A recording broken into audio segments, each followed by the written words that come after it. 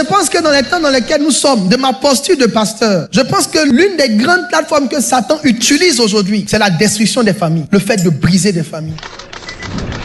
J'ai lu un rapport sur une structure américaine qui a fait des enquêtes et qui a trouvé que 80% des gens qui sont dans les prisons sont issus de familles monoparentales. Ça veut dire papa n'était pas là, maman n'était pas là, papa n'était pas là. Ou bien de familles de parents veufs ou de familles séparées ou en tension, monoparentales. Ça veut dire une chose qui est importante. Toute la délinquance qui est dehors a commencé par ce qui s'est passé dans la famille. La plupart des hommes qu'on voit aujourd'hui sont des hommes blessés depuis le cocon familial. Quelqu'un me dira, mais pourquoi on parle de ça? On doit parler de Jésus ressuscité. Mais les problèmes que Jésus est venu régler, c'est le problème que les parents ont créé. On ne soigne pas un problème sans soigner sa cause. N'aimez pas seulement avec le cœur, aimez aussi avec la tête. Quand tu rentres dans une relation, tu es rentré pour y rester. La Bible dit 2 personnes se mettent-elles ensemble sans être préalablement convenues. Les lois bibliques, c'est des lois qui sont testées, prouvées par la sagesse. Quand on enseigne par exemple la chasteté c'est pour ne pas que quelqu'un t'enceinte en route alors qu'il n'a pas résolu d'être ton mari.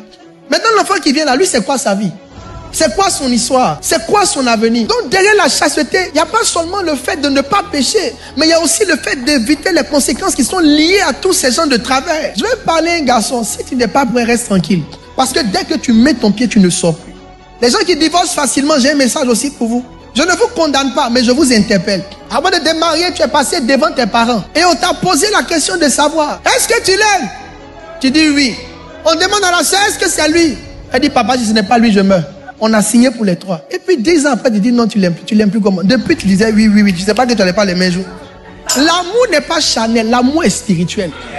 L'amour qui finit, c'est l'amour de la chair. Réfléchissez à ce que vous êtes en train de faire. La vie d'un enfant dépend. Je parle à un frère, je parle à une soeur. Cette réunion que vous êtes en train de faire pour voir comment vous séparer à la mienne, pensez à vos enfants. Je suis allé dans l'école de mes enfants et une petite fille pleurait. Elle a dit à sa maman, pourquoi le papa des autres vient, moi mon papa ne vient pas? Vous êtes en train de traumatiser des enfants que Dieu vous a donnés. Vous savez ce que ça fait un enfant de savoir que son ami, son papa et la maman sont venus le prendre et puis lui c'est sa maman seulement qui vient le prendre. C'est pourquoi souvent quand le Seigneur parle des hommes, il dit votre cœur est méchant. Parce que c'est de la méchanceté. Tu ne penses pas à cet enfant que tu laisses qui doit aller à l'école et expliquer à ses amis que son papa n'est pas là. Non, ma maman n'est pas là. Mais vous pensez que quand il répond, qu'est-ce qu'il ressent?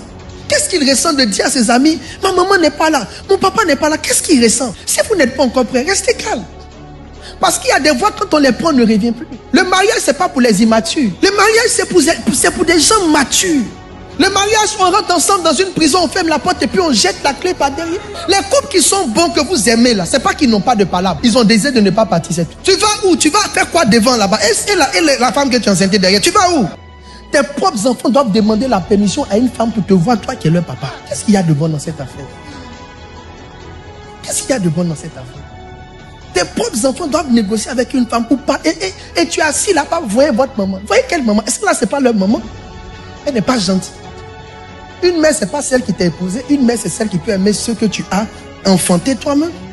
Regardez, ce que tu critiques là, arrange-toi pour ne pas faire la même chose. Les filles là, ne vous pressez pas pour vous marier. Le mariage, c'est pas la compétition. Prenez votre temps. Prenez votre temps. Je préfère un long célibat dans la prière, attendant réellement celui que Dieu te donne,